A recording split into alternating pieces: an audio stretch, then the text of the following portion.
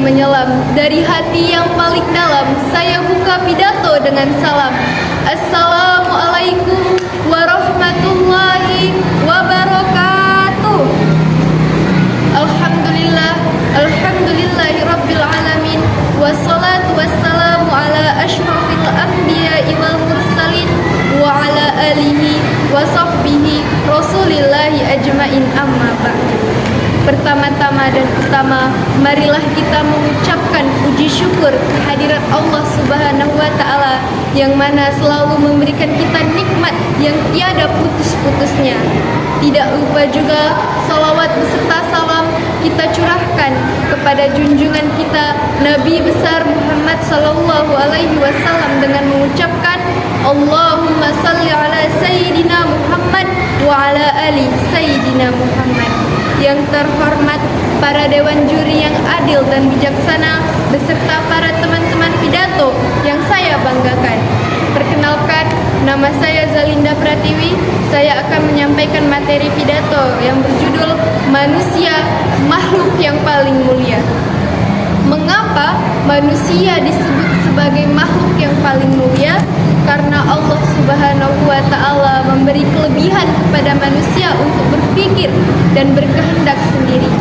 Siapa yang tidak suka melihat manusia yang ketika ditatap wajahnya yang sangat tenang dipandang oleh kedua bola mata karena dibumbui dengan moral, akhlak, dan adab yang bagus. Keluar dari mulutnya perkataan-perkataan tata mau'izatul hasanah yang bisa menenangkan hati kita ketika dia berbicara. Tapi, mengapa sekarang ini banyak sekali manusia yang melanggar kemuliaannya? Ketika kita menatap wajahnya yang penuh amarah dan arogan, membuat kita takut. Mendengar perkataannya yang penuh fitnah, keji, hoax, iri, zalim, dan dengki, membuat kita malu dan jemu. Banyak sekali yang Allah ciptakan di dunia ini, tapi dari sebanyak-banyak ciptaan Allah, hanya manusialah makhluk yang kedudukannya lebih mulia. Bahkan ulama mengatakan manusia dibanding dengan malaikat lebih mulia lagi manusia daripada malaikat. Kenapa malaikat lebih rendah kedudukannya daripada manusia? Padahal malaikat tidak pernah melanggar perintah Allah Subhanahu wa Ta'ala dan selalu melaksanakan perintahnya. Manusia yang hanya diciptakan dari tanah dan selalu berbuat dosa, tapi tetap manusia yang lebih tinggi kedudukannya. Allah Subhanahu wa Ta'ala berfirman di dalam Quran surah At-Tin ayat 4. A'udzu billahi minasyaitonir rajim. Bismillahirrahmanirrahim. Laqad khalaqnal insana fi ahsani taqwim. Sesungguhnya manusia kami ciptakan dalam bentuk yang sebaik-baiknya. Ayat ini Allah tegaskan bahwa kita para manusia telah diciptakan dalam bentuk yang sebaik-baiknya. Bagaimana cara kita agar termasuk menjadi golongan-golongan manusia yang mulia?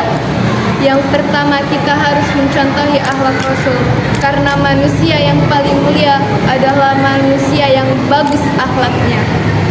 Yang kedua, kita harus rajin sholat. Yang ketiga, tidak bergantung kepada manusia. Kalau kita bergantung kepada manusia, akhirnya kita akan kecewa. Tapi kalau kita bergantung kepada Allah Subhanahu wa Ta'ala, insya Allah tidak akan membuat kita kecewa. Yang keempat, kita harus tawadu dan menjauhi sifat sombong.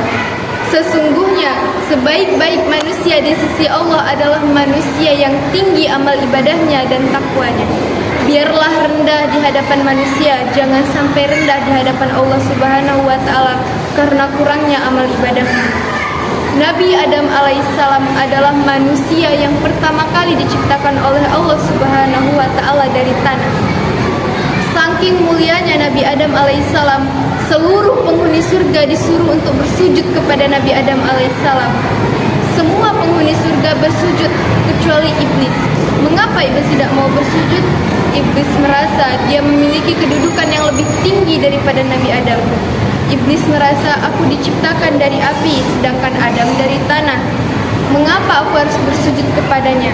Atas perbuatan iblis ini, Allah mengusir iblis dari surga, tapi iblis berjanji akan menghasut anak Adam dan ikut bersamanya ke neraka.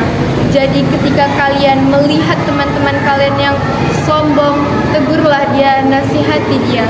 Kamu mau menjadi seperti iblis, diusir dari surga? Kamu mau menemani iblis di dalam neraka? Biarlah cantik, tampan dari dalam daripada dari luar.